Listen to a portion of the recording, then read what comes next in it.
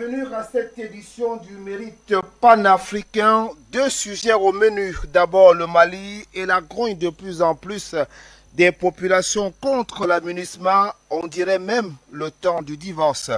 Les mobilisations succèdent au fil des semaines pour exiger le départ des soldats des Nations Unies.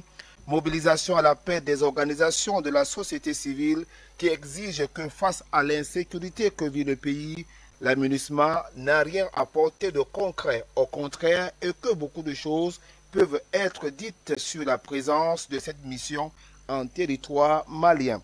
Et nous tentons de comprendre ce soir comment en est-on arrivé là. L'amunissement a-t-elle raté sa mission au Mali et pourquoi? Quelles sont les implications de cette levée de bouclier des populations et de la société civile contre les forces onusiennes? Les missions de paix des Nations Unies sur le continent africain ne méritent pas de crédit puisque nous en parlons également dans le deuxième thème de cette émission. On dirait une vague sur le continent africain. Les autorités de Kinshasa, de leur côté, ne veulent plus entendre parler du porte-parole de la MONUSCO, une décision qui arrive au moment même où les populations de l'Est du pays exigent tout simplement le départ de la mission de l'ONU sur le terrain. Ce vendredi, ces populations l'ont encore fait savoir lors des manifestations d'hommage aux civils tombés il y a quelques jours sous les balles des casques bleus. Des casques bleus que les Congolais n'en veulent plus du tout. Le 26 juillet dernier, des manifestants ont défilé à Butembo, dans le nord-est du pays, exigeant le départ de la MONUSCO de la RDC, manifestation au lendemain d'une autre démonstration de force ou réaction similaire des populations qui avaient fait plusieurs victimes en Goma, avec un cortège qui s'était dirigé vers la base locale des Nations Unies. Et la mobilisation avait donc tourné aux affrontements armés faisant une dizaine de victimes. Quelle lecture de la situation aujourd'hui et des rapports entre les autorités de la RDC et la MONUSCO? Comment en est-on arrivé là aussi? La décision des autorités de la RDC peut-elle contribuer favorablement dans le processus de pacification de l'Est du pays où le M23, soupçonné d'être soutenu par les forces étrangères, s'est réveillé et manœuvre pour la déstabilisation de la RDC? Pourquoi les forces onusiennes, censées être à la sorte des populations, sont finalement rejetées par ces mêmes populations sur le continent africain? Mesdames, Messieurs, nous en parlons ce soir avec nos invités. Bienvenue. Ces questions et bien d'autres, c'est dans cette émission du Mérite panafricain.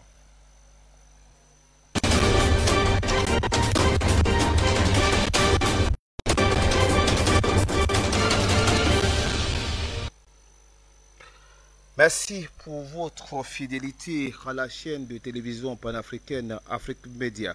Autour de moi ce soir pour parler de ces deux thématiques, Essama André Blaise, activiste résistant. Bonsoir monsieur et bienvenue à cette édition du débat Le Mérite panafricain. Bonsoir. C'est un très grand honneur, le grand combattant Montili, surtout que à moins 2 jours déjà de la commémoration de Douala Mangabel, qui va fêter, comme ça le peuple camerounais va commémorer le 108e temps, voilà, la 108e année du Tété Combo. C'est un devoir de mémoire que nous rendons afin que Dingosso, Douala Mangabel, Madola, tous ces grands chefs qui ont perdu, nous n'oublierons jamais ce que les Allemands ont commis comme gaffe.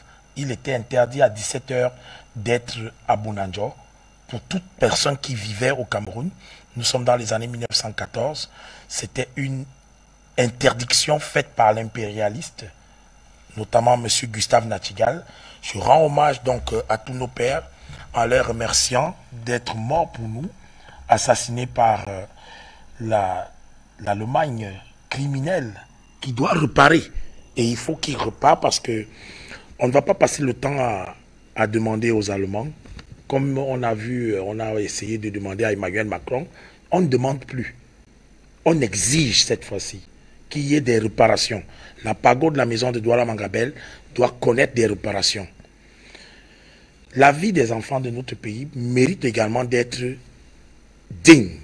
Si un héros a été tué, Jean-Yves Ebumbu, en hommage à Dikolo, aux populations qui ont été déguerpies du côté bien sûr de Dikolo, où on a vu une grande quantité de personnes intervenir. Quand on sait que la terre est sacrée, c'est pas sérieux que l'Afrique continue de laisser les impérialistes, pour ne pas dire les néocolons, et même les hommes d'affaires mafieux, continuer de faire ce crime sur la citoyenneté, sur la vie des populations. Donc je suis très content d'être sur votre plateau aujourd'hui.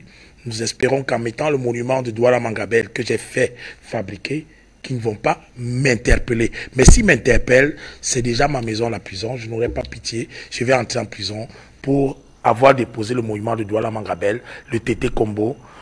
Nous remercions encore tous ceux qui seront avec nous au caveau des Belles. Je vais lire le programme tout à l'heure. On le fera plus tard. Merci beaucoup. Essama André Blaise, activiste résistant. Merci d'avoir accepté notre invitation. Mesdames, Messieurs, également sur ce plateau avec nous, un habitué, un visage, une voix que vous aimez beaucoup, Jonathan Batengene, sociopolitiste. Bonsoir et bienvenue à cette émission. Bonsoir, Monsieur Mocheli. Bonsoir à toute l'Afrique qui nous regarde. Bonsoir à tous les panafricanistes. Bonsoir surtout à notre cher aîné, le combattant Essama qui est là. Bonsoir, combattant. C'est son combat qui inspire beaucoup de jeunes Camerounais dans la lutte panafricaniste, mais aussi dans la lutte pour l'indépendance totale de notre pays. Bonsoir à tous les techniciens qui sont à pied d'œuvre pour que cette émission se passe dans de bonnes conditions, qu'on ait une retransmission impeccable d'images. Bonsoir à la direction générale, aux autorités du Cameroun, particulièrement aux forces de sécurité et de défense. Et dans le cadre de l'émission, nous allons encore enchérir sur en fait la vie de notre frère, le combattant Nestor Podassier au Burkina Faso, est toujours menacé par la France, cette France qui a pris l'habitude de tuer les combattants de la liberté en Afrique, les combattants de la résistance. Et cette fois-ci, s'il arrivait un malheur à notre frère Nestor Podassier, nous appelons tous les Africains, tous les panafricanistes à se lever partout et à demander des comptes auprès de l'ambassade de France, parce que c'est la France qui sera responsable de tout ce qui pourrait lui arriver. Nous tenons aussi de l'occasion pour demander aux autorités du Burkina Faso de profiter du temps de répit qui leur a encore accordé jusqu'au 12 août, parce que le 12 août, la rue burkinabé va parler et la rue burkinabé sera prête à les virer de leur position parce qu'elles ne prennent pas leurs responsabilités. Il est encore temps d'oser le courage de leurs ambitions et d'arrêter de servir les ambitions macabres de M. Blaise Compaoré. Nous sommes de tout cœur avec le peuple malien et tout à l'heure, nous allons engager le combat à ses côtés, combat qui est déjà gagné, mais qui reste à matérialiser. Merci beaucoup à vous, Jonathan Batengene. Madame, Monsieur, en multiplex sur ce plateau, vous avez parlé tout à l'heure de Nestor Podassier. Nestor est avec nous. Nestor, bonsoir. Vous êtes le président de l'association Planète de jeunes panafricanistes, donc leader de la société civile. C'est un plaisir de vous avoir sur ce plateau. Bonsoir et bienvenue. Bonsoir, mon frère. Bonsoir au doyen qui est sur le plateau. Bonsoir à Jonathan Batengene. Bonsoir aux techniciens. Bonsoir au PDG. Et bonsoir à tous les Africains partout où vous êtes. Et bonsoir à tous ceux qui sont à la diaspora. Et bonsoir à tous les combattants. Merci beaucoup. D'accord. Merci donc à vous, Nestor Podassier, d'avoir accepté notre invitation. Mesdames, Messieurs, nous parlons donc du Mali avec la grogne de plus en plus des populations contre la MONUSMA. On dirait même le temps du divorce, les mobilisations se succèdent au fil des semaines pour exiger le départ des soldats des Nations Unies. Mobilisation à la paix des organisations de la société civile qui exige que face à l'insécurité que vit le Mali, la MONUSMA n'a rien apporté de concret. Au contraire, que beaucoup de choses peuvent être dites sur la présence de cette mission en territoire malien. Jonathan Batengene, comme un divorce entre la MONUSMA et les populations maliennes. Je trouve que a décidé de mener la MINUSMA au niveau du Mali, qui aujourd'hui aboutit à ce divorce qui est en train d'être consommé après celui avec la France. Vous vous souvenez que la France avait facilité l'introduction du terrorisme, avait fabriqué le terrorisme dans le Sahel, l'avait activé et l'avait constitué comme étant un moyen de pression et de justification de sa présence. Les forces d'occupation militaire françaises qui étaient sur le territoire malien se justifiaient par la montée terroriste. Et d'ailleurs, depuis 2013 que ces forces sont présentes sur le sol malien, elles voulaient s'y éterniser, n'eût été la témérité du gouvernement de transition actuel. La MINUSMA, malheureusement, a fait l'objet d'une manipulation, a fait l'objet d'une instrumentalisation dans le cadre de la lutte géostratégique entre le Mali et les forces d'occupation françaises, mais surtout les forces de l'OTAN. Pourquoi? Parce que le crime qu'on reproche aux autorités maliennes, ce n'est pas d'avoir mal lutté contre le terrorisme, mais c'est d'avoir choisi de se séparer de cette puissance malicieuse qu'est la France pour se rapprocher de cette puissance bienfaitrice qu'a été la Russie. Et leur crime, c'est d'avoir décidé de lutter véritablement contre les terroristes avec les Russes sur leur territoire. Et à cause de cela, on veut leur faire payer cher. Et leur faire payer cher, ça signifie quoi? Ça signifie fragiliser le dispositif sécuritaire malien, ça signifie décrédibiliser le dispositif militaire malien, mais ça signifie aussi déstabiliser davantage le Mali, donc créer les conditions d'insécurité. Et puisque les Français qui jouaient ce rôle étaient sur le point de départ, il fallait trouver des forces substituantes qui allaient davantage faciliter cette perspective. Et malheureusement, les forces qui ont été trouvées, c'est la MINUSMA. La MINUSMA qui est contrôlée depuis le siège des Nations Unies par un officier français, vous savez que M. Delacroix est un Français, et qui avait comme porte-parole un autre Français, M. Salgado, qui malheureusement nous a révélé qu'il existait une sorte de communication qui était connue de la MINUSMA entre les mercenaires ivoiriens qui sont arrivés sur le sol malien il y a quelques semaines et les autorités de la MINUSMA. Il nous a révélé qu'il y avait une communication et que cette communication visait à montrer clairement que ces gens agissaient dans le cadre d'une opération connue à la fois des services maliens, mais surtout de la MINUSMA. Alors que lorsque les 10 mercenaires avaient été arrêtés, les autorités d'abord ivoiriennes avaient démenti le fait que ces derniers étaient ces soldats, puis a reconnu. Et la MINUSMA s'était désolidarisée, notamment par sa voix la plus autorisée, c'est-à-dire le secrétaire général des Nations Unies. Donc, ce fonctionnaire français nous a révélé que non, il n'en était rien. Il y a un véritable lien entre la MINUSMA et ces mercenaires ivoiriens. L'épineux problème donc des mercenaires ivoiriens retenus à Bamako et qui ont été exploités.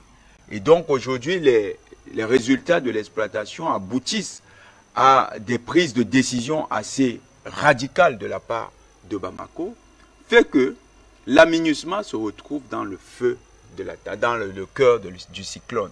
Et cette MINUSMA fait l'objet désormais de la part des populations maliennes d'un rejet, mais aussi de la part des autorités maliennes d'une méfiance. C'est ce qui explique ce cadre tout à fait conflictuel ou bien conflictuogène qui désormais régit les relations entre la MINUSMA et le Mali.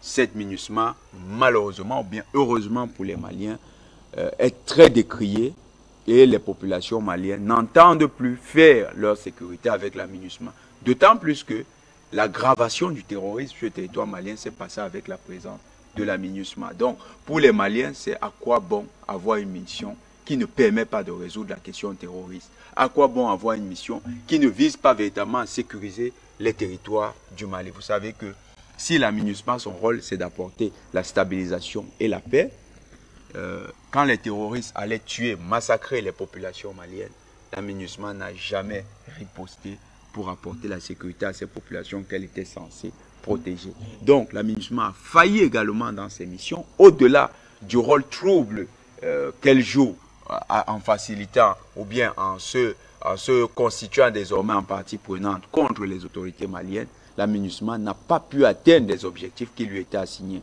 Eh bien, pour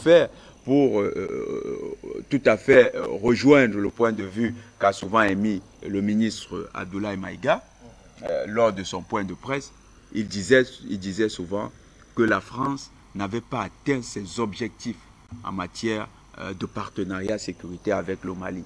Eh bien, la MINUSMA, elle aussi, n'a pas atteint ses objectifs. Absence de résultats, conséquence, le peuple vomit la MINUSMA et le peuple demande le départ de la MINUSMA. Très bien. Merci beaucoup, Jonathan Batengene, c'est compris. Alors, on va aller en multiplex retrouver Nestor Podassi.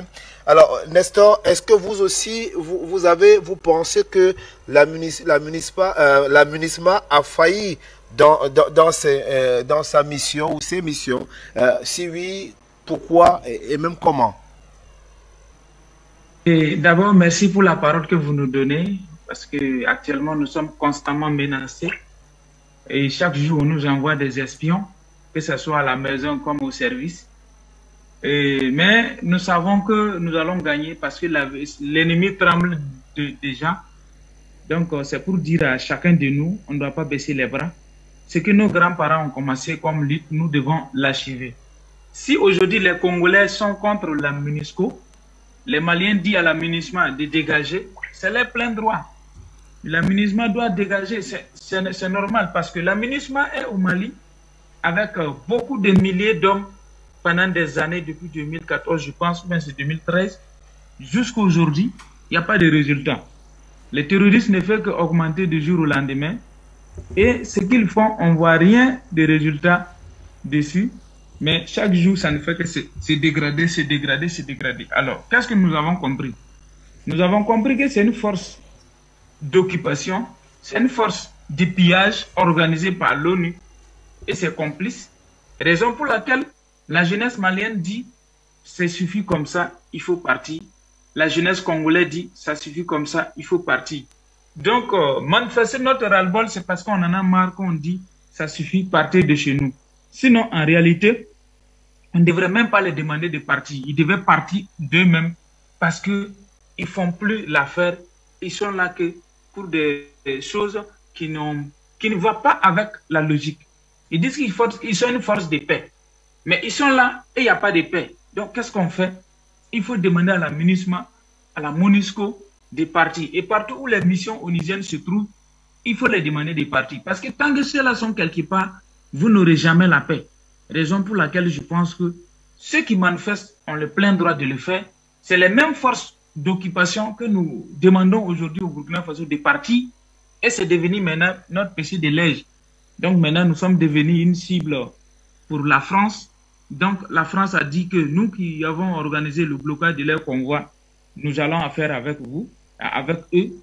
Et donc aujourd'hui, je suis pour le départ de la MINUSMA du Mali, ainsi que de la MONUSCO au Congo, ainsi que la MINUSCA en Centrafrique. Partout où les missions onusiennes se trouvent en Afrique, ils doivent dégager. Et les militaires étrangers aussi doivent dégager. Donc ce n'est pas sur la MINUSMA seulement, mais moi je suis pour le départ de toutes les forces étrangères du sous-sol africain. Parce que la terre de nos ancêtres nous appartient. Et ce n'est pas normal qu'une force étrangère vienne occuper. Et ils ne sont pas là pour jouer leur rôle qu'ils doivent jouer. Mais ils sont là plutôt pour aider l'ennemi à piller nos sous-sols. Ce n'est pas normal. Et nous avons le plein droit de leur demander de partir. Merci. Merci beaucoup à vous, Nestor Podassi. Alors, on revient ici sur le plateau avec vous récemment, André Blaise. Vous êtes activiste résistant. Alors, on parle, Jonathan Batengene a parlé de l'échec de la MINUSMA. Et bien aussi, Nestor, est-ce que vous aussi, vous êtes de cet avis? Si oui, comment est-ce que vous expliquez l'échec de la MINUSMA sur le terrain au Mali? Déjà, je ne suis résistant que grâce à ceux qui étaient mes dévanciers, notamment Ruben Ouniobe, qui était un dévancier résistant et qui a connu une fin tragique à cause de son départ du Cameroun, où il avait confiance aux Nations Unies, où il s'est exprimé le 12 décembre. Il s'est exprimé plusieurs fois en 1952, en 1953, en 1954, pensant que nous avions affaire à des gens qui étaient humains. La France laisse donc, après que Oumniobé ait fait des efforts... Nous vous parlons du Mali. Je suis d'accord, mais je vous parle d'abord de la naissance de cet organe qu'on appelle ONU, qui est un organe de malhonnêtes. C'est des personnes dangereuses. Et quand ils ont une succursale qu'on appelle MINUSMA, ne vous attendez pas à ce que ce soit quelque chose de crédible. Vous connaissez très bien ce qui s'est passé avec la Libye. Vous connaissez très bien ce qui s'est passé avec l'Irak, où les Nations Unies disent quelque chose et le contraire. Comment pouvons-nous faire confiance à une MINUSMA qui s'établit au Mali? Nous sommes en 2000, parce que quand vous regardez très bien les Maliens, il faut que cette unité quitte avant que les élections ne soient lancées, sinon le Mali ne connaîtra pas de paix. Quand Oumniobé est assassiné par la France le 13 septembre 1958, je parle de ce que cet organe impérialiste, l'ONU, les Nations Unies, les Camerounais ne doivent pas faire confiance à ces organes, le Mali ne doit pas faire confiance, le Burkina Faso, bref, même le Congo ne doit pas faire confiance. Nous n'avons pas à faire confiance aux gens qui ont laissé qu'on assassine Oumniobé. Il n'y a eu aucune conséquence. Compris, mais la question est la suivante, Essama André. Comment est-ce que vous expliquez l'échec de la MINUSMA sur le terrain? On a compris. C'est dans le sens, dans leur volonté, c'est dans leur esprit. Quelles sont les cotisations qui sont faites pour que nous ayons MINUSMA? Qui finance? Voilà. Mais pourquoi vous êtes naïf de croire que quand quelqu'un va financer, c'est pour que vous soyez à l'aise? Jamais. Qui finance la MINUSMA? Demandez-vous. Il faut savoir que ces gens qui financent, c'est des impérialistes toujours. Et personne ne peut être d'accord que vous engagiez tout un continent avec une jeunesse consciente. Et je félicite tous les combattants du Mali, Assimi Goïta le président, Kémy Séba lui-même également qui fait des directs, qui oriente la jeunesse à comprendre la malice qu'il y a dans ce que la MINUSMA est en train de faire, qui s'établit du côté du Mali. Pourquoi? Parce que l'Afrique regorge de grandes richesses. Ils ne veulent pas laisser que les Africains s'autodéterminent. Ils veulent créer des troubles. C'est un peu comme quand tu pars au quartier. Il faut expliquer très simplement, même parfois. Tu arrives au quartier, tu veux rencontrer une jeune fille. Tu effraies d'abord la fille. Tu lui dis que tu es en danger. Moi, je dois te sécuriser. C'est ce que la MINUSMA fait. C'est ce que l'ONU fait. Ils arrivent, ils influencent. C'est d'où l'Afrique a créé ses forces de défense interafricaines. Nous n'avons plus à continuer de dépendre d'un financement qui vient de ces organes qui sont des petites divisions de l'ONU. Pourquoi est-ce qu'on ne peut pas avoir un tribunal en Afrique qui va condamner même également les Européens? La réciprocité, si nous sommes dignes, si nous savons très bien ce que signifie la dignité, l'Afrique ne doit plus continuer d'avoir des dirigeants qui soient seulement incapables de faire des unités de justice. Pourquoi est-ce que le Cameroun, le Tchad, on a vu comment on a jugé Hissène Habré, on a vu comment on a jugé Gbagbo. Pourquoi Gbagbo finalement a été libéré? Pourquoi vous allez faire confiance à des gens comme ça? Et Gbagbo, on le relasse, on dit qu'il n'a rien fait. Soro, pareil. C'est toujours ces mêmes organes. Le TPI, Tribunal pénal international. Il faut que l'Afrique se réapproprie des unités parce que nous avons du personnel, nous avons de la jeunesse intellectuelle, nous avons des gens qui comprennent également la géopolitique. On a le docteur, vous allez le présenter tout à l'heure, Belek. Nous avons tout. Pourquoi l'Africain va continuer d'aller lécher les organes négrophobes? Même si on prend quelques noirs pour maquiller, vous savez que l'une des dernières descentes de la France au Tchad, c'était de dire que voilà, Déby est attaqué par les djihadistes. Que c'est eux qui créent même.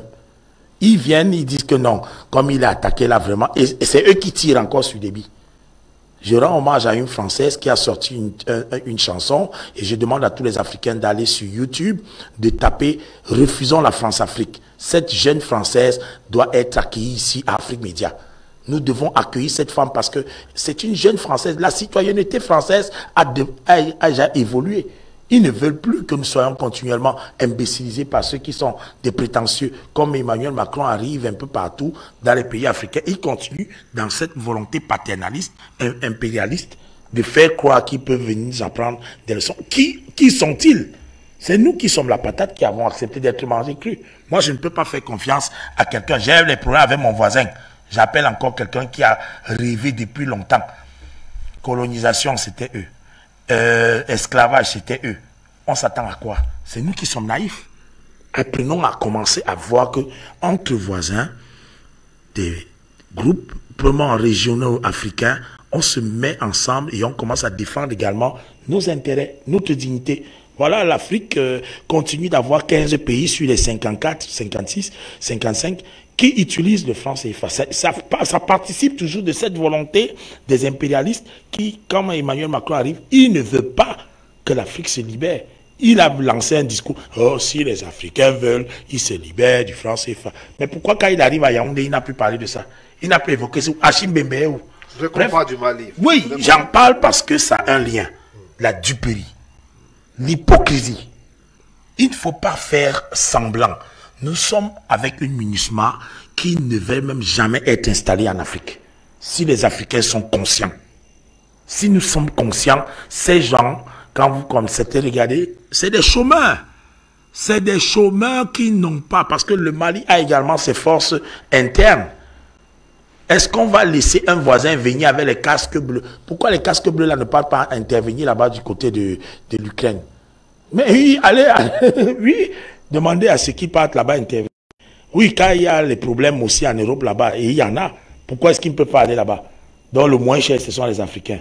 Non, Mboudnassik. Merci beaucoup à vous, Samer André Blaise, activiste résistant. Nous avons été rejoints sur ce plateau par le professeur Jean-Paul Bellec, panafricaniste. Professeur, ça fait toujours plaisir, hein? C'est un grand plaisir de vous recevoir sur les plateaux de la chaîne de télévision panafricaine Afrique Média. Bonsoir et bienvenue.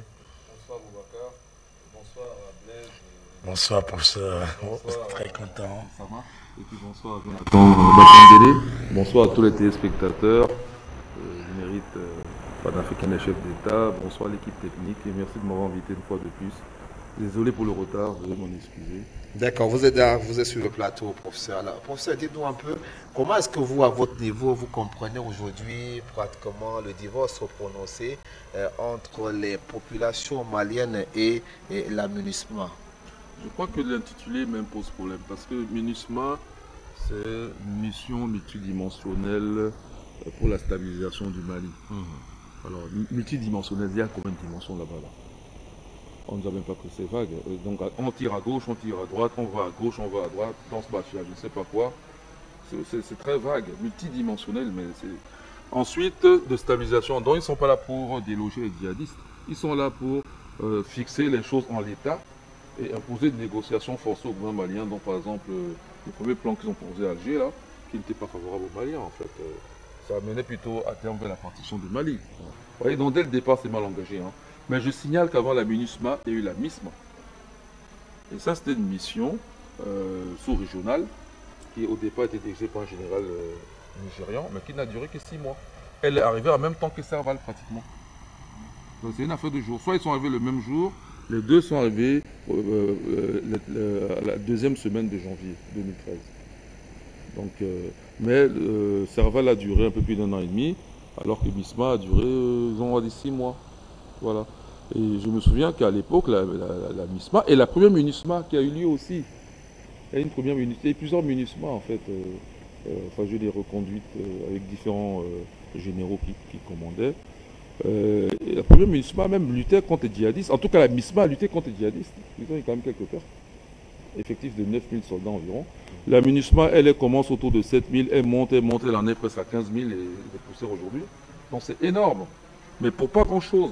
En fait, finalement, s'ils étaient si efficaces, ils ne seraient pas honnis par la population. S'ils sont honnis par la population, c'est parce qu'ils sont nocifs. Depuis tout le temps qu'ils sont là. Budgétivores, plus d'$1 milliard par an, budgétivores, pour très peu d'efficacité. Le même argent. Et pendant ce temps-là, pendant que la MINUSMA est là, il y a interdiction et embargo sur les armes au Mali. Hein? Et quand il y a une collaboration militaire avec la Russie qui, elle, comprend le problème et veut bien aider, pour justement lutter contre ces terroristes, ce n'est pas des djihadistes, des terroristes, eh ben, qu'est-ce qu'on fait? On dit Wagner, on crie à Wagner, on crie au loup. Mais la France elle-même, tout le temps qu'elle était là, elle a fait quoi? Donc parlons de la musulmane. Donc moi je comprends très bien que la population, qui n'est pas bête, qui a gagné en éveil, vous voyez, ça s'est fait progressivement. Hein.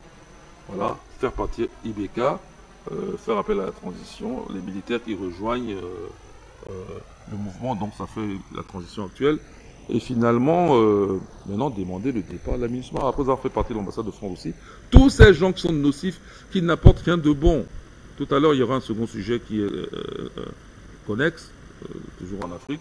Mais il n'apporte rien de bon. Puisque, pourquoi? Attends, depuis quand la population n'a jamais été ingrate en Afrique. S'ils avaient fait du bien à la population serait reconnaissante. Le peu que les Français ont fait semblant de faire avec Serval. Quand Hollande il a été bien accueilli, non? À Tombouctou. Bon, nous, on savait déjà à l'époque que c'était pas clair. Mais enfin, il présentait les choses comme ça. La population a bien accueilli, n'est-ce pas? Voilà. Donc, si la population aujourd'hui rejette, c'est à eux. Ils n'ont même pas honte. C'est à l'ONU. En fait, ils ne peuvent pas avoir honte. Nous savons, l'ONU, c'est un machin, comme disait De Gaulle. Et c'est les machins sous le contrôle de qui? Heureusement qu'il y a des pays qui ont droit de veto, comme la Russie et la Chine. Parce que sinon, tous nos États africains seraient en coupe réglée. Hein. C'est pas une MINUSMA. Regarde, on a dit qu'il y a un autre sujet tout à l'heure, mais regardez tout ce que ces opérations de maintien de la paix, on ne fait pas seulement en Afrique, dans le monde. Ça ne donne rien de bon. Parce que ce n'est pas leur intention à la base. Vous voyez? Voilà. Alors, pour ça, l'intention, c'est donc quoi? Si ce n'est pas... c'est quand même sont des forces de maintien de la paix. Les intentions, c'est quoi? Comment vous pensez que ce n'est pas bien pensé au niveau de la base? De votre point de vue. L'intention, c'est de raviver le terrorisme et l'alimenter. Parce que terroriser l'Afrique, comment on a colonisé l'Afrique? Moi, j'ai eu des Égyptiens qui m'ont raconté, j'étais encore en France, comment les Anglais ont colonisé l'Égypte. Ils m'ont raconté des scènes, bon, ils n'ont pas vécu, c'est dit qu'on les a racontées aussi. Hein. Des scènes où, par exemple, un officier anglais voyait une femme égyptienne enceinte et disait, bon, faisons un pari. Moi, je dis que dedans, c'est un garçon, l'autre dit non, c'est une fille. Bon, on va voir. Il prend son épée et tranche le ventre. Mais ça fait terroriser, ça terrorise les gens. Tu fais, ici, couper les têtes, mettre sur des pics. On fait plusieurs actions comme ça, la population qui voulait résister, ben, au bout d'un moment, il n'y a pas beaucoup de résistants. Hein. Les autres fuient le pays. Hein. Donc, ils ont tout pratiqué. La colonisation occidentale n'a jamais été faite de façon propre, si on peut dire que la guerre est propre. Elle s'est toujours accompagnée de terrorisme, d'actes de terreur, pour être sûr qu'après on contrôle la population. Après, tous n'étaient pas majoritaires, c'est une minorité de personnes qui viennent dans les territoires. Bon, l'Afrique était déjà exempte à cause de l'esclavage, mais quand même, dans les autres coins du monde où ils ont été, ils trouvaient quand même de la population. Mais ce n'est pas le terrorisme qui va soumettre les gens. Le terrorisme, la prise d'otages. Alors, dans le cas présent, ce qui se passe, c'est qu'il faut que je fasse quelques rappels. Où se trouve l'ONU? Je pense que c'est répondre un peu à la question, poser ce genre de questions. La réponse est dans la question. L'ONU se trouve aux États-Unis. Et pourquoi ce n'est pas en Russie? Et pourquoi ce n'est pas en Chine? Pourquoi ce n'est même pas en France?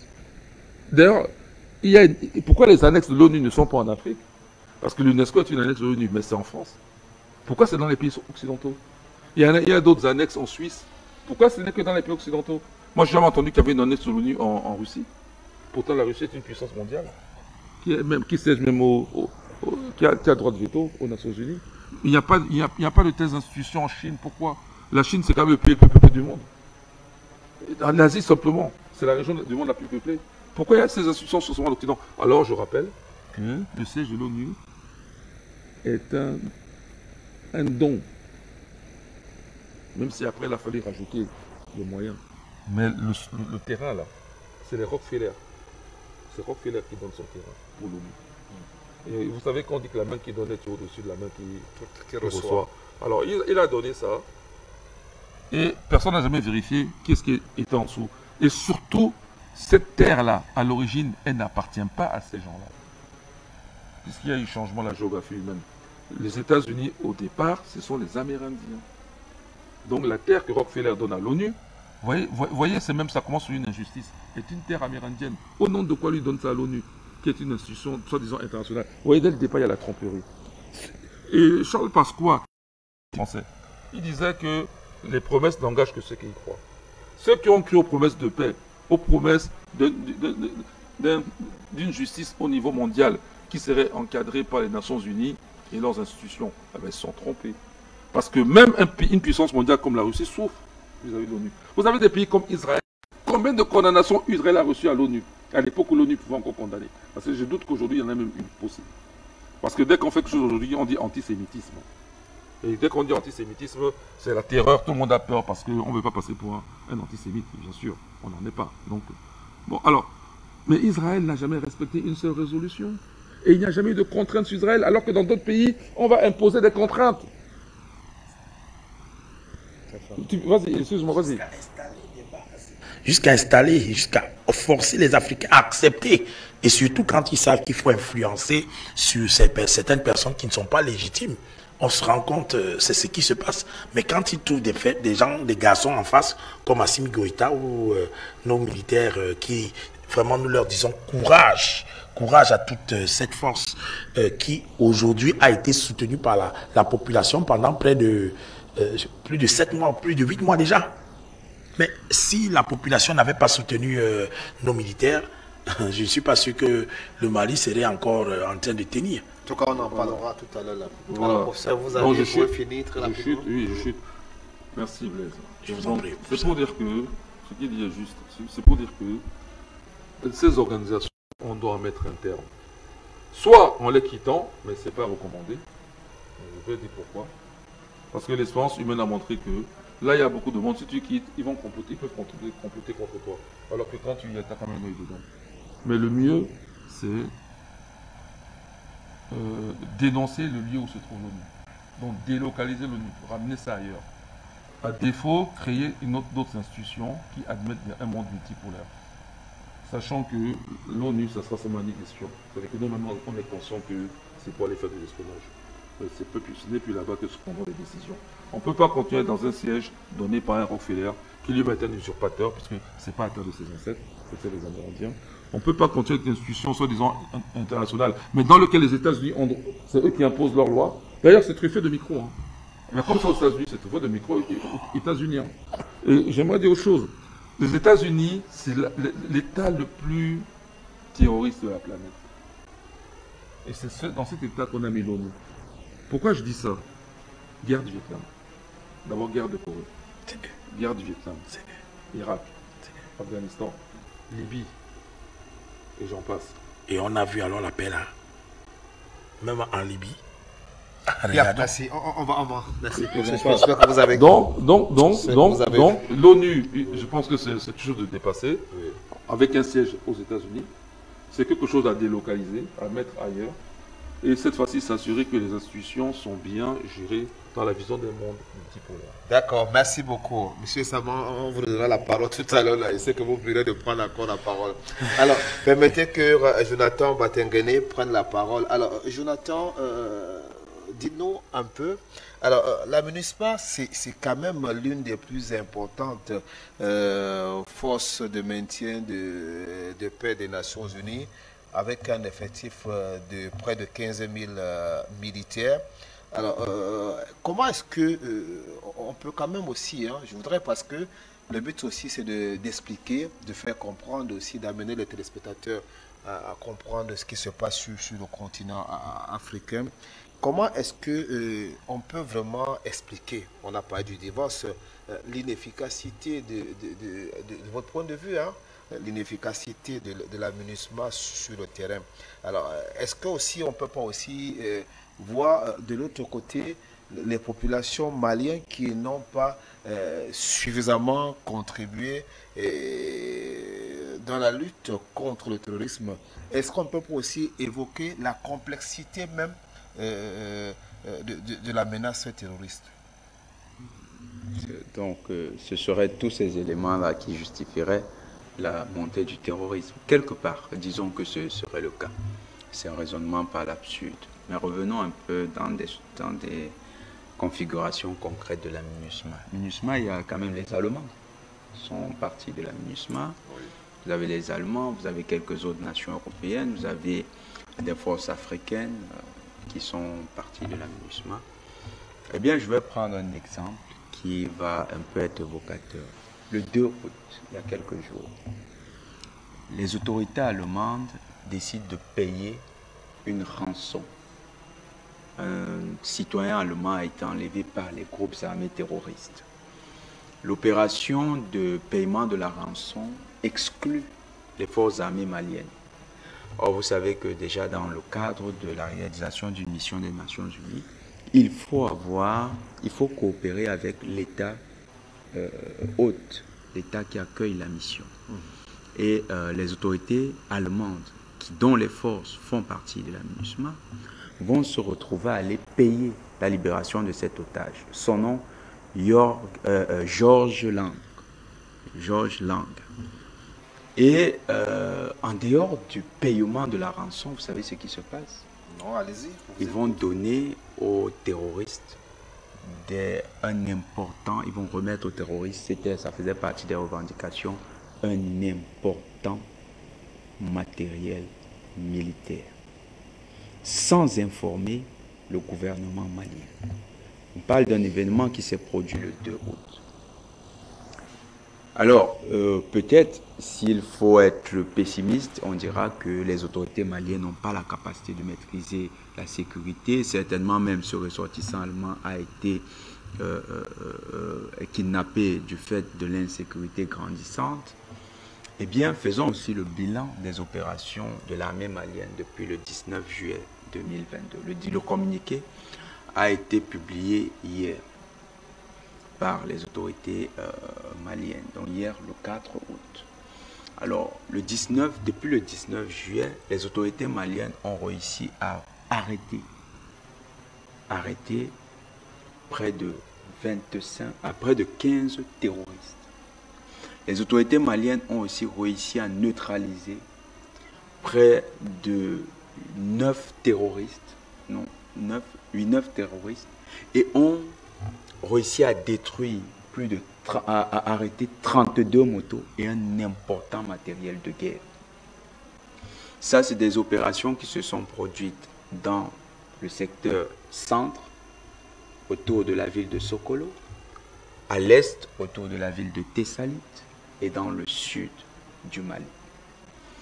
Les autorités maliennes ont accru les patrouilles de sécurisation de leur territoire, ont mis des accrochages parce elles sont allés à l'abordage des terroristes et ont réussi à mettre en débandade plusieurs groupes qui étaient encore au niveau de la planification.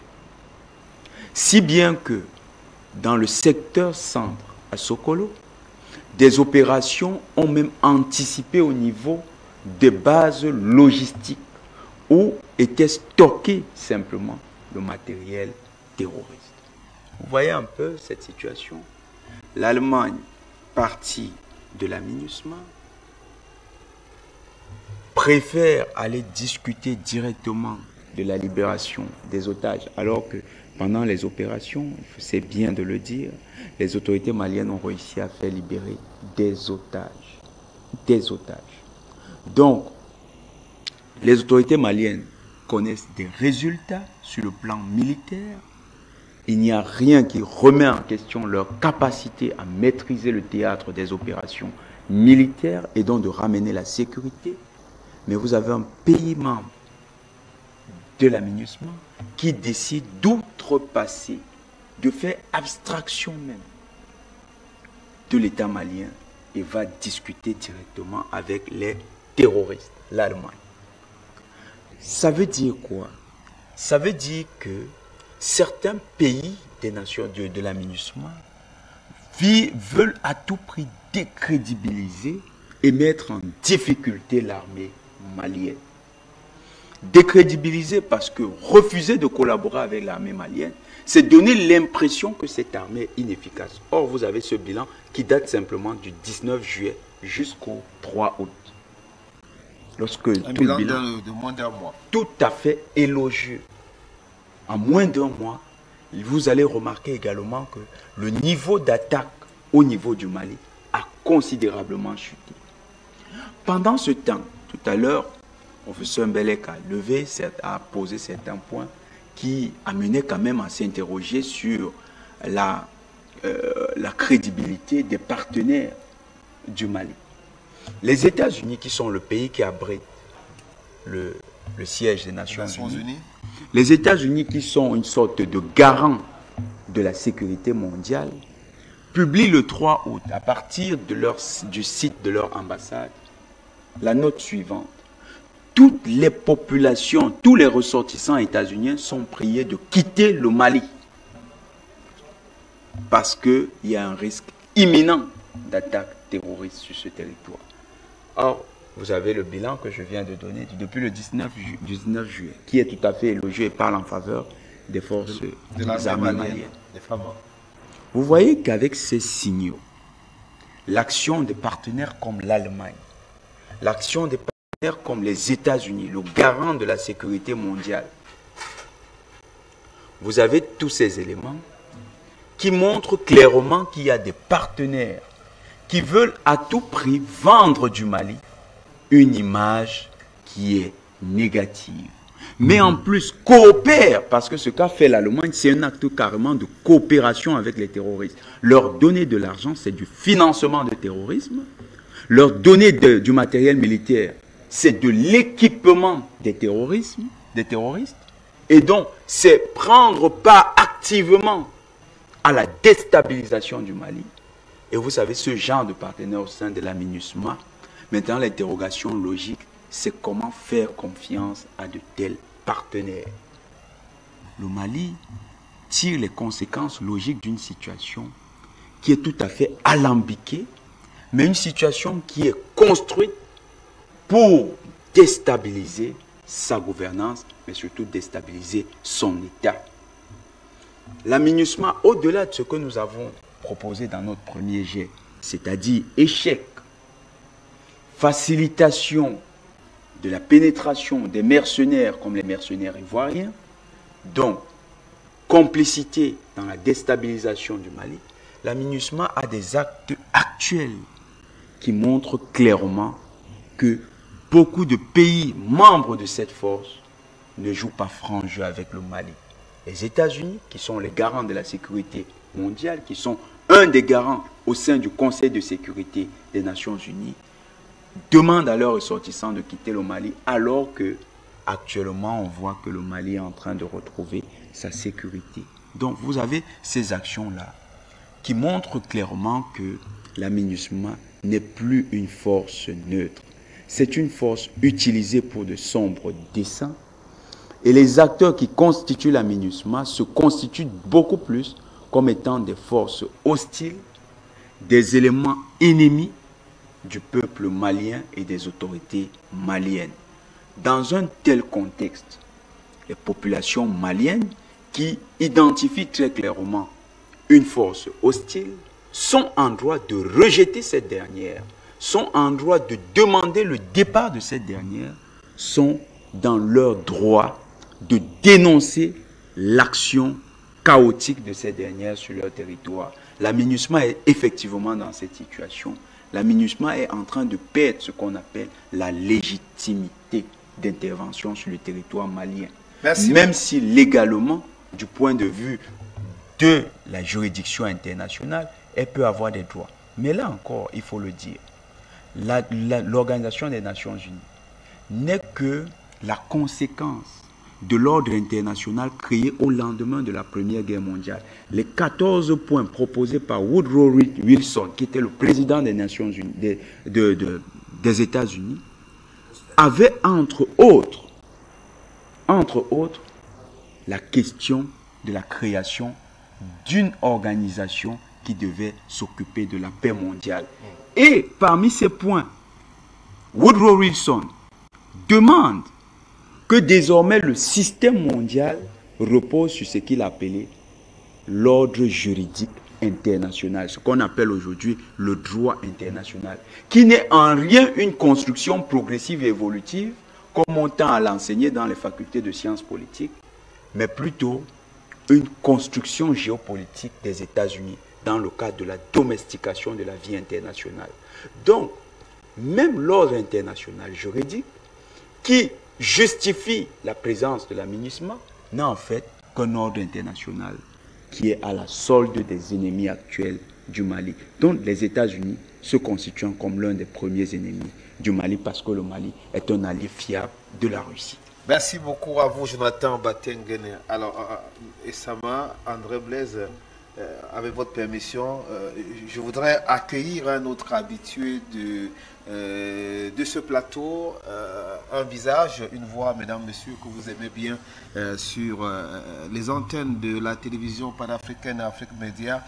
Dominique Yamtimbar, merci d'avoir accepté notre invitation, l'invitation du Mali panafricain ce soir. Bonsoir et bienvenue. Nous parlons du divorce aujourd'hui entre le Mali et pratiquement les populations maliennes avec la MINUSMA. Les mobilisations se succèdent au fil des semaines pour exiger le départ des soldats des Nations Unies. Nous souhaiterons peut-être pour votre première prise de parole que vous donnez un peu votre lecture de la situation. Comment est-ce que vous compreniez cette situation aujourd'hui sur le terrain malien, la société civile, la population qui se mobilise presque chaque jour pour exiger le départ de ceux qui sont censés, ceux qui sont là pour leur intérêt, pour la paix au Mali? Écoutez, je vous remercie pour cette autre invitation et je suis content de retrouver tout ce beau monde qui est ici à qui je dis bonsoir et ainsi que vos téléspectateurs qui sont très très nombreux, je l'espère. Non, je pense que la MINUSMA n'est pas une force de paix, c'est pas une force qui est au Mali pour aider le Mali à se rétablir. Vous ne pouvez pas expliquer qu'une force qui compte je crois, près de 19 000 hommes, quelque chose comme ça, que cette force-là ne soit pas capable de maîtriser et neutraliser elle-même ce qu'elle appelle les hordes, quelques bandes de terroristes qui ne seraient que de quelques milliers. Il semble que c'est moins de 2000, certains parlent de moins de 1000 personnes. Je crois qu'il y a, la MINUSMA a une autre mission. Qui peut être laquelle, Dominique? Ben écoutez, vous savez, le système des Nations Unies est tout simplement la superstructure du capitalisme, hein, ça fait partie de ce niveau-là. Je rappelle que vous êtes économiste, hein? C'est pour ça que vous n'attaquez pas le capitalisme. Donc ça fait partie de la superstructure du système capitaliste. Et donc c'est l'un des outils, ou c'est l'un des instruments de la domination du monde, de la domination coloniale du monde par le centre capitaliste qui est l'Europe et l'Amérique du Nord, en tout cas les qui contrôlent ce qu'on appelle globalement l'Occident. Et donc, ne l'oublions jamais, la politique coloniale, elle est fille de la politique industrielle. Et donc, en fait, cette politique coloniale a besoin d'un certain nombre d'instruments qui légitiment son action. Et cette légitimation-là va donc passer, par exemple, par des organisations internationales comme l'ONU et qui pourraient avoir des démembrements comme la MINUSMA. La MINUSMA au Mali est d'abord une centrale de renseignement. C'est d'abord ça, sa première mission, une centrale de renseignement au profit exclusif de l'ONU et de ses commanditaires. De toute manière, le Cameroun ou le Gabon ne peuvent pas aller demander des informations à la MINUSMA. Par contre, ces informations atterrissent tous les jours dans les grandes capitales occidentales qui les exploitent à leurs frais. D'ailleurs, pendant qu'on y est, quel est le bilan de la MINUSMA? Question. Parce que leur mission était claire. Leur mission était d'assister l'armée malienne dans la sécurisation de son territoire, de lui apporter tout concours nécessaire pour pouvoir rétablir, restaurer son intégrité territoriale et lui permettre de restaurer l'administration du territoire par le pouvoir central. Avez-vous le sentiment qu'aujourd'hui, l'État central du Mali a récupéré l'intégrité territoriale de son territoire grâce à la MINUSMA? Avez-vous l'impression que la MINUSMA aide l'État du Mali, assiste l'État du Mali dans l'administration du Mali? Oui, on a vu la MINUSMA assister plutôt des forces d'occupation qui ont coupé le Mali en deux pendant près d'une décennie. On a vu la MINUSMA s'embrouiller dans des histoires assez curieuses qui portaient sur la justification d'un certain nombre d'actes terroristes, la justification d'un certain nombre de charniers qu'on avait découverts, et la MINUSMA prend une position là-dessus. On n'a pas compris où était la MINUSMA lorsque le camp de Kati a été, par exemple, attaqué. On ne comprend pas très bien ce que fait la MINUSMA lorsqu'il y a des attentats à Buntu, à Bunti, à Kidal, à Gao, un peu partout. On ne voit jamais la MINUSMA lorsque, il y a quelques années, l'Azawad sévissait, etc. Je pense que nous devons être francs et sincères avec nos partenaires occidentaux et savoir leur dire à un moment donné que nous ne voulons plus de certaines choses. La MINUSMA n'est pas utile en tant que force qui existe au Mali. Ce qui est utile, si l'ONU aime tellement les hommes et les gens et veut faire quelque chose pour le Mali, c'est de prendre le budget d'1,1 milliard qui est donné à la MINUSMA et de l'affecter à l'État du Mali avec une petite équipe d'une vingtaine ou d'une trentaine, d'une dizaine, d'une vingtaine de personnes qui vont contrôler la gestion de ce budget par l'État du Mali. Maintenant, s'ils ne sont pas capables de le faire, ça veut dire qu'ils ont clairement d'autres objectifs qu'ils poursuivent au Mali. Et nous savons que, très souvent, on s'est toujours demandé, mais pourquoi les soldats de la MINUSMA ne sont jamais là où il y a des problèmes, avec tous les moyens logistiques de la MINUSMA. La MINUSMA, messieurs, c'est une centrale de renseignement pour les pays occidentaux. La MINUSMA, c'est les marchés garantis pour la galaxie des prestataires et des fournisseurs de l'ONU. La MINUSMA, il y a quand même $1 milliard. $1 milliard, c'est beaucoup d'argent. Il y a beaucoup de pays en Afrique qui n'ont pas $1 milliard de budget. Et la Centrafrique, etc., des pays comme ça. Centrafrique, c'est 500, 600 millions de dollars de budget. Donc, quand vous avez $1 milliard, c'est beaucoup, beaucoup, beaucoup d'argent. C'est beaucoup d'argent. Donc, vous avez en fait une galaxie de prestataires tout autour qui, en fait, depuis près de 10 ans aujourd'hui, gagne de l'argent. Sans aucun résultat pour le Mali. Le peuple malien dit simplement une chose, et en cohérence avec la reprise de l'initiative historique que nous avons observée depuis quelque temps, le Mali, c'est pour les Maliens. Et les Maliens sont les seuls à décider de qui doit être au Mali et de ce qu'on fait au Mali. Et il se trouve que certains ne comprennent pas du tout cela et pensent que le Mali, c'est juste quelque chose qu'ils ont dessiné sur une carte et qui sont les seuls à décider si le Mali doit être comme il est là aujourd'hui, on doit le diviser en deux ou qui doit circuler dans le Mali. Ce n'est pas comme ça. Et je crois que la réponse de la population, elle est ferme, elle est claire. Ils ont négocié et obtenu une prorogation d'1 an. Et je pense que le peuple étant souverain, si le peuple du Mali dit nous ne vous accorderons pas les 12 ou les 11, 10 prochains mois qui restent, eh bien la MINUSMA n'a qu'à partir. C'est d'ailleurs une preuve de bonne volonté. Alors, merci beaucoup. Alors, récemment, André Blaise, parlons un peu de cette réponse des populations maliennes. Alors, je le disais, on le sait, les mobilisations se succèdent au fil de semaines pour exiger le départ des soldats des Nations Unies. Est-ce que vous pensez que le peuple peut vraiment aller jusqu'au bout? Est-ce que les Maliens ont toute la possibilité de pouvoir faire partir la MINUSMA du Mali? C'est manquer de respect à ce que nous avons vu que de ne pas croire en cette grande foule qui a été mobilisée sur les places publiques au Mali. Et je suis très fier, d'autant plus que les armées africaines doivent désormais laisser les populations manifester. Je vais vous dire pourquoi je suis très mécontent lorsqu'au Cameroun, on néglige certaines petites situations. Vous savez qu'il y a eu des explosions du côté de Mokolo, à Yaoundé. Cette explosion, on parle de bombe artisanale, mais qui a blessé.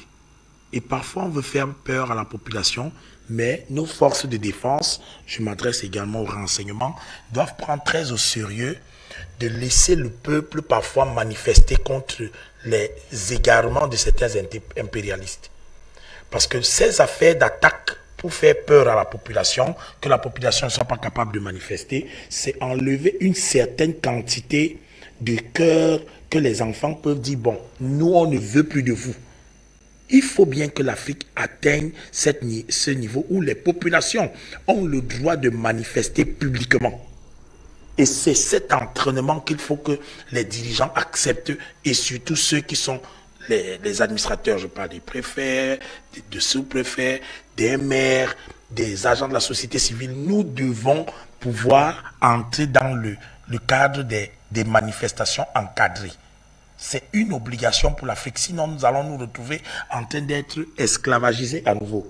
Parce que si le peuple malien n'est pas capable. Vous avez vu les images et je vais demander peut-être au réalisateur de montrer encore ces images qui vraiment me rendent jaloux de certains peuples. Parce que quand vous voyez certains peuples se lever, des femmes, je prends l'exemple du Mali, où tout le Mali s'est levé, que ce soit les ordres religieux, que ce soit les ordres intellectuels, se sont levés. Et c'est important que l'Afrique apprenne. Ça doit être contagieux un peu partout parce que l'impérialisme, la famille Rothschild et Rockefeller, dont on parlait pour Saint-Bélec, ils n'ont qu'une seule idée, c'est de faufiler à l'intérieur des peurs de certains dirigeants qui ont peut-être maté la population pour introduire n'importe quoi. Regardez coronavirus. Qu'est-ce qui a fait que coronavirus s'arrête? C'est le bombardement de Poutine. L'Ukraine, dès que l'Ukraine, vous regardez, quand une population est capable de se mobiliser comme ça, je vous assure, c'est un bienfait pour l'Afrique parce que regardez les banderoles et c'est tout un travail d'organisation. Il faut bien que les peuples africains apprennent à être en face de leur destin. Quand les Oumyobé, on parle actuellement même de Douala Mangabel, ils étaient en train de manifester face aux Allemands. C'est ça qui fait que le Cameroun n'a pas de base militaire française. Si nous n'avons pas de base militaire française, au Tchad, il y en a. En Centrafrique, il y en avait, même comme on sait qu'ils sont en train d'être menacés. Au Gabon, il y en a. Je vous assure, en Côte d'Ivoire, il y en a des bases militaires. Tout, tu vois un militaire français en train de marcher, il a l'arme, il est capable d'entrer dans une chaîne de télévision comme Afrique Média et il dit, sortez-moi le panéliste, si, il nous énerve. Un général est capable, est-ce que vous savez que depuis qu'Emmanuel Macron est parti, c'est un général de l'armée française qu'on a choisi comme ambassadeur et je félicite les renseignements généraux du Cameroun. Il faut déloger maintenant l'ambassade là. C'est dangereux parce qu'on connaît très bien ce qu'ils ont fait à Déby. Moi, je préfère même encore que c'est nous les Africains qui mettions mal à l'aise nos dirigeants. Mais pas que c'est eux qui vont venir. Parce que quand ils viennent mettre mal à l'aise nos dirigeants, ils vont faire ce qu'ils veulent. Je dis, et il faut que je sois clair, l'Afrique doit pouvoir avoir ses propres manifestants formés, disciplinés, capable de passer un message parce que c'est ça qui montre l'expression publique. Vox populis, vox Deus. Tout à fait. La voix du peuple, c'est la voix de Dieu.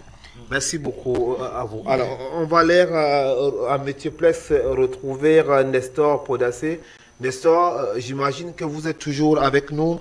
Alors, dites-nous, est-ce que vous avez le sentiment que ce combat engagé par le peuple malien, c'est un combat que ce peuple finira par gagner. Gagner voudrait dire faire partie de l'munissement du territoire malien. Mais ce combat va payer, ça c'est sûr. Ils ont le de toute l'Afrique. Et je dirais que c'est le combat malien. Alors, vous me recevez? Vas-y, je vous en prie, nous vous écoutons très bien. Je dirais que c'est un combat qui va aboutir. Pourquoi cela va aboutir? Parce que le peuple malien, n'oubliez pas que le peuple malien a trop souffert à cause de la déstabilisation de la Libye.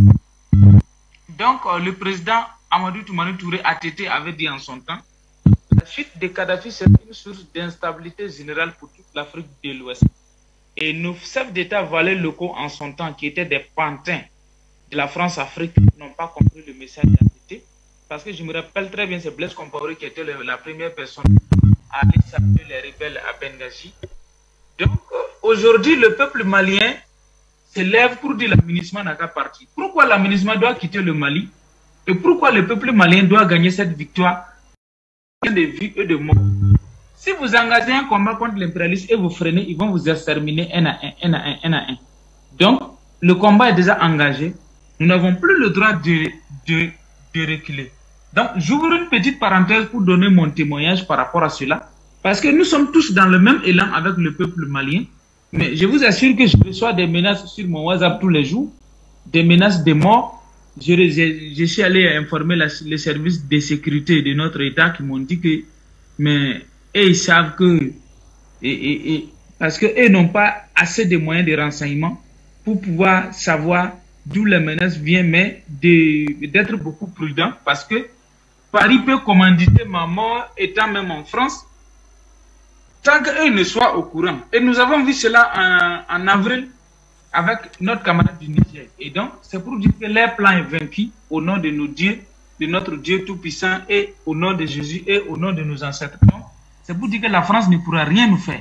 Alors donc, je continue pour dire quoi? La MINUSMA va quitter le Mali parce qu'elle n'a pas le choix. Premièrement, la MINUSMA est une force obscure. Parce que la MINUSMA se traite avec d'autres forces étrangères qui rentrent sur le sol malien illégalement. Et vous voyez que le gouvernement malien a pris des décrets... Comme lesquels, par exemple, est-ce que vous donnez l'exemple des forces qui entrent sur le terrain, sur le territoire malien illégalement à travers la MINUSMA, selon vous d'ailleurs, hein? Puisque nous avons vu les 49 mercenaires ivoiriens arrêtés à l'aéroport de Bamako. Alors, il y a un problème avec vous, Nestor Podacé, je sais pas. On a un problème de connexion avec vous, le son n'est pas assez audible. On préfère peut-être laisser la possibilité au réalisateur de pouvoir, à la technique, autant pour moi, de pouvoir résoudre ce problème. On vous retrouvera tout à l'heure. Alors, professeur Bellec, je vous relance une question importante. Alors, est-ce que vous pensez que aujourd'hui, le peuple malien qui a engagé un très grand combat, celui de faire partie les forces unisiennes sur leur territoire, peut vraiment aller jusqu'au bout? Oui, il ira jusqu'au bout, je crois. Nous avons tous ça dans le peuple malien parce que le peuple malien n'est que notre représentant au Mali. Nous, les Africains, voilà, et nous sommes dans cette logique panafricaniste. Et nous sommes tous déterminés à obtenir cette souveraineté du continent africain et la libération totale. Donc, il y en a qui ne veulent pas se le tenir pour dit, ces forces impérialistes. Tout à l'heure, hein, je vais revenir, si vous me permettez 2 secondes, enfin, une façon de parler. J'ai bien dit que la MINUSMA encadre et alimente les terroristes. C'est ce que Jonathan Badeken a prouvé. Cet otage, les otages, on a même vu ça ici au Cameroun, avec Boko Haram. Les otages servent aux Occidentaux, ils font capturer exprès les Occidentaux en otages. C'est une façon, à travers ces rançons, de transmettre de l'argent aux terroristes. C'est que, en fait, hein, si les terroristes étaient quelque chose existant tant que soit, et que même les Occidentaux essaient de combattre, dans ce cas-là, pourquoi il n'y a plus de terrorisme en Europe? Après les attentats de 2015, je n'ai pas encore entendu qu'il y ait des attentats en France. On va me faire croire qu'ils sont en France très forts, mais ils mettent leurs troupes en Afrique et ils sont moins forts. Ils mettent des drones, ils mettent tous les moyens nécessaires, ils sont moins forts. Non, ça veut simplement dire que c'est eux qui alimentent ces gens-là. D'autant plus que les attentats en France étaient déjà sous faux drapeau. Moi je le sais, et beaucoup de Français le savent. C'est-à-dire que le gouvernement français même organise les attentats pour massacrer ses propres concitoyens et prétendre derrière qu'il y a tel ou tel djihadiste, je ne sais pas quoi, terroriste, qui a fait telle ou telle action. Non, pour atteindre l'objectif. Donc ils font la même chose en Afrique et plus encore, puisque la terreur, je vous ai dit, c'est une façon de gérer, bon, à l'époque c'est le colonialisme, maintenant c'est le néocolonialisme, et piller les richesses. Le second sujet va le montrer, non? Piller les richesses. Donc au Mali, les nôtres, ils ont bien compris, ils savent qu'on n'aboutira que si on est déterminé. Si on commence à flancher, vouloir négocier avec qui? Puisque nous savons que les terroristes sont alimentés par les chefs terroristes qui sont les Occidentaux. On ne peut donc pas négocier avec eux. L'expérience vient d'être mentionnée là.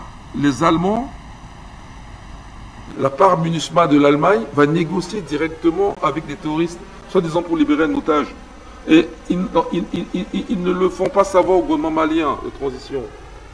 Rien que ça déjà veut dire que ce n'est que la détermination de combattre et les terroristes et ceux qui les alimentent qui peut nous faire sortir de cette situation.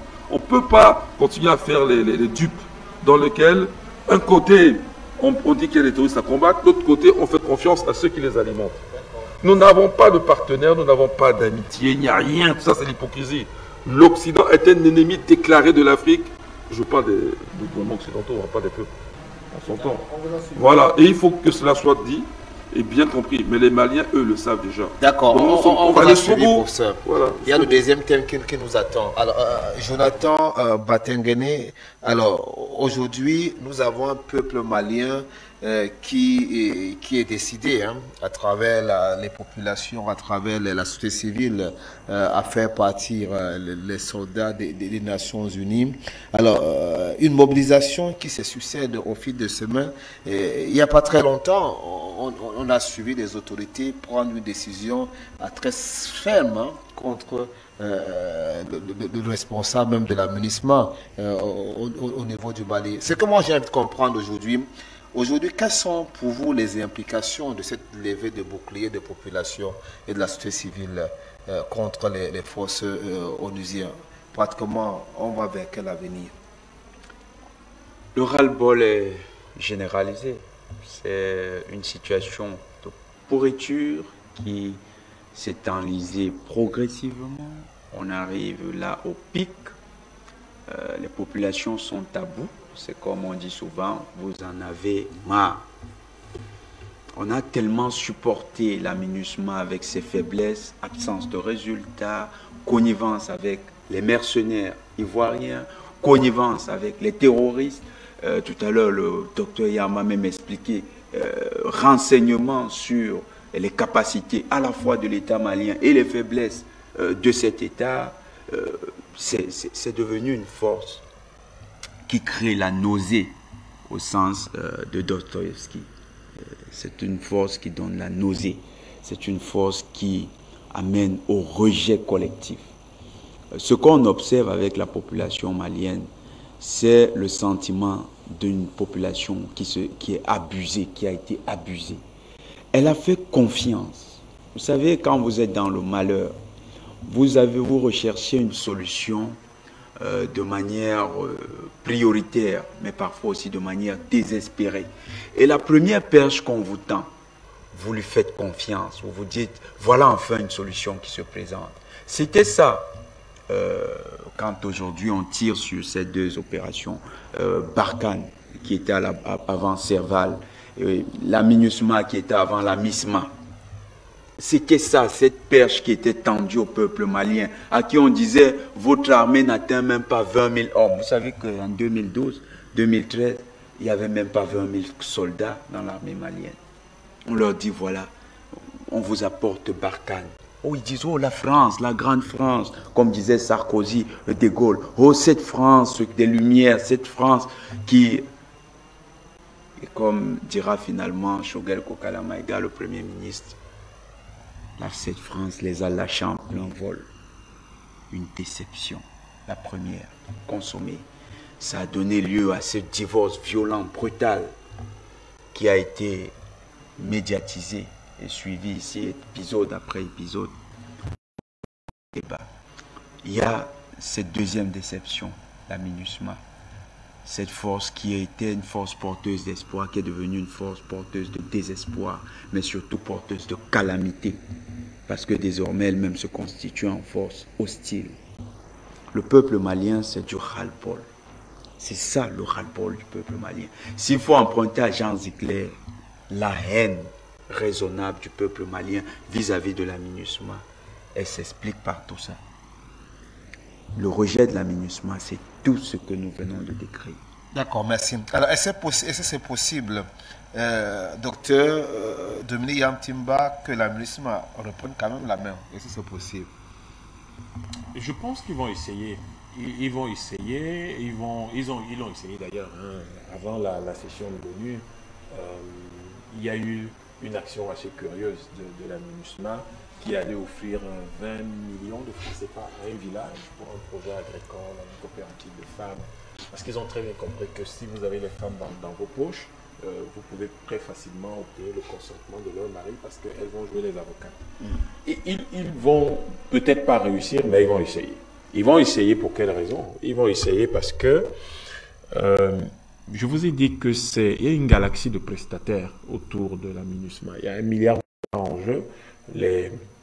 Il faut habiller les soldats et tous ces civils. Il faut entretenir les locaux, il y a du matériel, il y a les services de télécommunication qu'il faut assurer, il y a la restauration de tout ce monde-là, il y a les missions, il y a les hélicoptères, et puis bref, tout le matériel, hélicoptères, avions, tout ça qu'il faut gérer.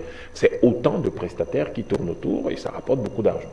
Le problème, c'est qu'il ne faut pas que nous oublions que c'est du pouvoir d'achat. Et ce pouvoir d'achat, comme vous le voyez, il est capté. Ça ne profite même pas aux Maliens. Si vous allez chercher sur le milliard de dollars qui est dépensé, il n'y a même peut-être pas 10% qui est touché par les Maliens, ou qui est injecté directement dans l'économie malienne. Donc ce n'est pas... Personne n'a envie de perdre 1 milliard de dollars. Personne, même pas l'homme le plus riche du monde, même pas l'État le plus puissant dans le monde. Tout le monde vient à 1 milliard de dollars, il faut être là. Il faut s'assurer qu'on le contrôle et qu'on continue à le contrôler. Donc ils vont essayer. Ça, on n'en doute pas. D'ailleurs, ils essayent puisqu'ils continuent à le faire. Vous avez vu qu'ils ont demandé une prorogation d'1 an alors que l'État du Mali voulait qu'ils partent. Donc, ils essayent de rester en place. Et vous avez vu que les Allemands, comme ils sont partis via Takuba, essayaient de revenir en proposant 1000 nouveaux soldats dans le cadre du dispositif de la MINUSMA. Donc, chacun essaie. Le Mali, c'est un gâteau très délicieux et tout le monde essaie d'avoir sa part d'une manière ou d'une autre, sous une forme ou sous une autre. Ils vont essayer, ils vont encore tenter, ils vont tout faire pour ne pas partir du Mali et essayer d'avoir les 20 ans. En réalité, quand on dit qu'il y a la mission de l'ONU au Congo depuis 20 ans, en réalité, c'est largement plus. Puisque la première mission de l'ONU, c'est quand Damar Jolls est assassiné en 61. Même comme on ne sait toujours pas qui l'a assassiné, c'est quand même une curiosité. Donc, il faut bien se rendre compte que le principe, c'est que si vous abandonnez le Mali, vous abandonnez le Sahel et vous abandonnez vos prétentions, une bonne partie de vos prétentions sur l'Afrique occidentale, sur l'Afrique de l'Ouest, sur la CEDEAO. Et donc, être au Mali permet de disposer de renseignements sur le Burkina, sur le Niger, sur la Guinée, sur l'Algérie, sur la Côte d'Ivoire, essentiellement, et puis sur la Mauritanie. Donc, vous avez toutes ces informations-là. C'est ça qui vous permet d'avoir une certaine maîtrise du Sahel. Et dans ce cas, docteur, pour partir très vite de ce thème-là, qu'est-ce qu'il reste à faire aux populations, à la société civile malienne et aussi à l'État malien? Il faut maintenir la pression parce que tous les drones qui circulent là dans le cadre des missions de la MINUSMA, comme ça le faisait du temps du Takuba, c'était pour avoir des renseignements. Donc, il faut maintenir la pression. Si effectivement les Maliens en arrivent aujourd'hui à se rendre compte que c'est insupportable et que ça a franchi les lignes rouges de la correction politique, eh bien, il faut maintenir la pression pour que d'ici la fin de l'année, la MINUSMA s'en aille. D'ailleurs, c'est tout bénéfice pour tout le monde. Ça fait que l'ONU dépense moins d'argent. Et puis, les gars qui risquent de mourir là-bas, qui viennent de pays différents, eh bien, ils rentrent retrouver leurs femmes et leurs enfants. Ça peut être plus intéressant comme ça. Et pendant ce temps, les Maliens s'occupent de leur pays et essayent et poussent pour atteindre les objectifs qu'ils veulent bien atteindre. Merci beaucoup. Merci beaucoup. Oui, allez. Très rapidement parce que j'étais en train de rendre hommage à Ruben Mnyobé en prenant la parole sur ses déplacements à l'ONU, d'où découle MINUSMA et toutes ces organisations. Je rappelle que la France a tout fait pour faire adopter une loi décidée sans nous. Après que Mnyobé ait pris la parole le 17 décembre 1952, il est revenu en 53-54. Mais qu'est-ce que l'ONU a donc fait pour protéger ne serait-ce que celui qui était venu parler devant tout le monde entier?